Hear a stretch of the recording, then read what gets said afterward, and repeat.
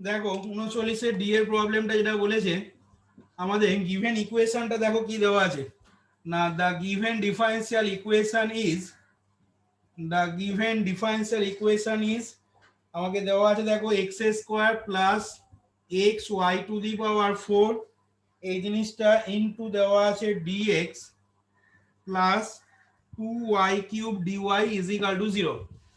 তাহলে আমি দেখো ঠিক ওই আগের মতো করে এই গিভেন ইকুয়েশনটাকে মাল্টিপ্লাই করে নিচ্ছি, যেটা কাকে দিয়ে মাল্টিপ্লাই করব না, যেটা তোমার ইন্টিগ্রেটিং ফ্যাক্টর দেখাতে বলেছে।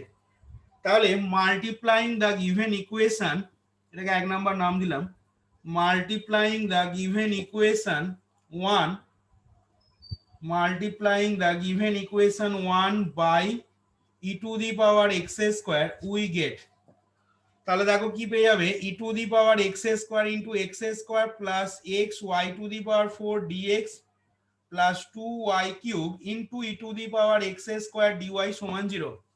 তাহলে এখান থেকে দেখো আগের মতো করে বলে নিতে পারবো which is of the form, which is of the form, কি ফর্মে রয়েছে না M dx plus N dy is equal to 0।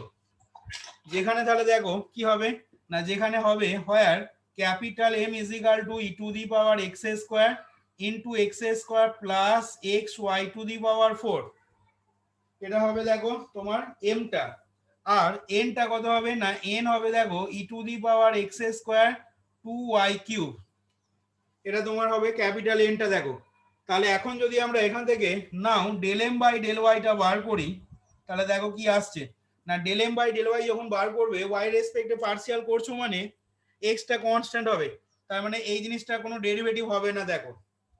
আচ্ছা তোমরা এক কাজ করো তো, এইখানে যে সমান দিয়ে এই ব্র্যাকেটটা তুলে লিখে নাও গুণ করে, x square e to the power x square plus x y to the power 4 e to the power x square, derivative করতে হলে সুবিধা হবে।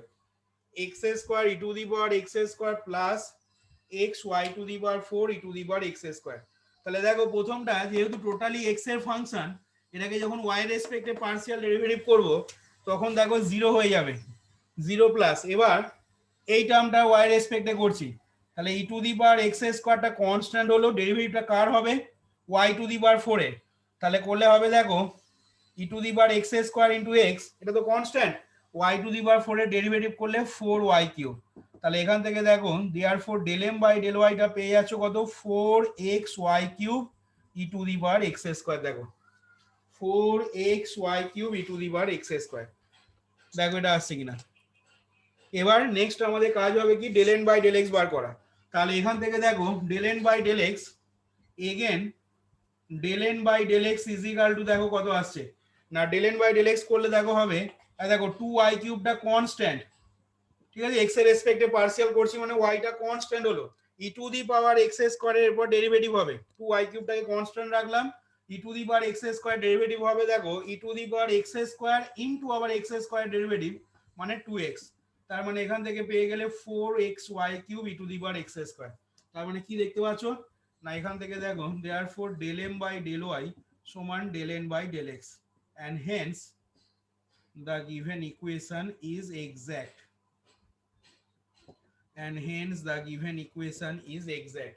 তাহলে এখান থেকে দেখো given equationটা exact হয়ে যাওয়া মানেই কি বলতে পারবো না, এখান থেকে লিখছি দেখো so it proves that, এখান থেকে প্রমাণ হচ্ছে কি it proves that e to the power x square এই জিনিসটা is an integrating factor, is an if কার না of the given equation, is an integrating factor of the given equation। তাহলে দেখো প্রথম পার্টটা আমাদের এখানে কমপ্লিট হয়ে গেল, দেখো এরপরে আসছি সেকেন্ড পার্টটাতে।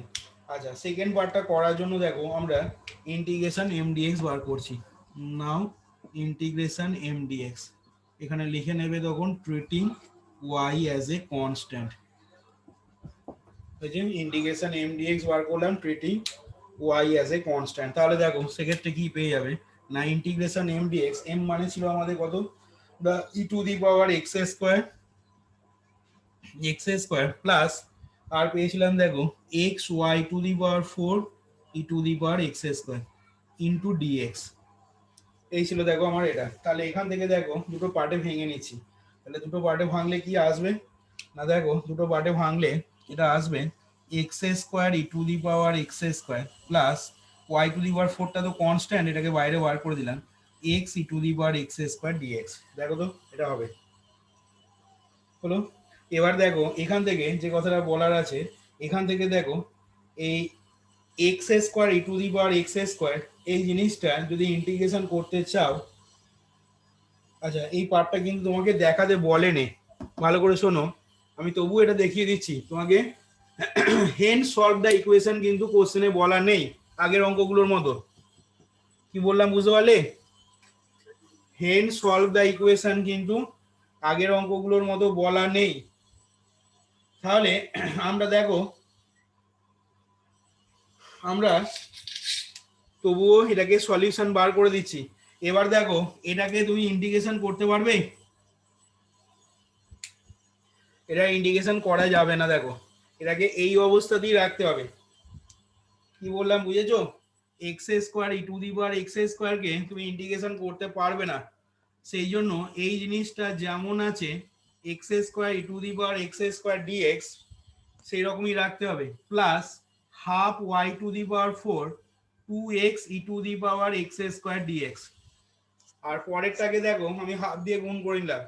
এবার এখানে যদি মনে করো এক্স স্কোয়ার সমান জেড পুট করি, তাহলে 2x dx সমান আসবে dz। তার মানে এই জিনিসটা তখন কত হয়ে যাবে না 2x e to the power x square ডিএক্সটা তখন হয়ে যাবে দেখো e to the power z dz লেখা যাবে। তার মানে তার ইন্টিগ্রেশন করলে হচ্ছে ই টু দি পাওয়ার জেড, আবার ই টু দি পাওয়ার জেড মানে e to the power x square. তাহলে এখান থেকে দেখো ডাইরেক্ট লিখে দেবো আমি রেজাল্টটা, x square e to the power x square dx যেমন আছে থাকলো, প্লাস এখান থেকে পেয়ে যাবে half y to the power 4 e to the power x square, half y to the power 4 e to the power x square. এরপর next আমরা বার করবো কি না অলসো ইন্টিগ্রেশন এন ডিওয়াই বার করছি, এবং এখানে যখন বার করব তখন এখানে ট্রিট করব treating x as a constant. তাহলে দেখো সেক্ষেত্রে কি আসছে, treating x as a constant. আমরা তাহলে দেখো এন এর মানটা যদি বসিয়ে দিই, কত ছিল এন এর ভ্যালুটা? এন এর ভ্যালু পেয়েছিলাম দেখো আমরা 2 e to the power x square y cube, 2y cube e to the power x square into dy.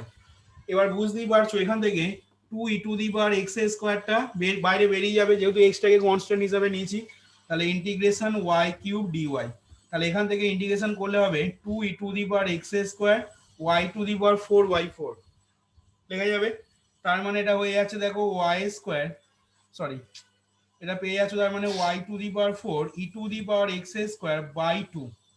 কি বললাম? y to the power 4 e to the power x square by 2। এবার তোমাকে দেখতে হবে ইন্টিগ্রেশন n dy করে, integration n dy করে যে টার্মগুলো পেয়েছো সেই টার্মগুলো ইন্টিগ্রেশন m dx এ কোথাও আছে কিনা। আর দেখো এই টার্মটা এইখানে দেখো অকার করেছে, তাহলে এইখানে এই টার্মটাকে আমি ডিলিট বা অমিট করে নেবো। তাহলে এখান থেকে দেখো লিখে দিচ্ছি therefore the required primitive is, therefore the required primitive is, আমাদের রিকোয়ার্ড যে প্রিমিটিভটা হবে সেটা কত হয়ে যাচ্ছে না এখান থেকে পেয়ে যাচ্ছি দেখো integration x square e to the power x square dx plus y to the power 4 e to the power x square by 2 is equal to C. তাহলে এইটা দেখো বা এইখানে দেখো আমাদের 39 ডি এর প্রবলেমটা দেখো কমপ্লিট হলো, টোটাল অঙ্কটা দেখো এখানে শেষ হলো।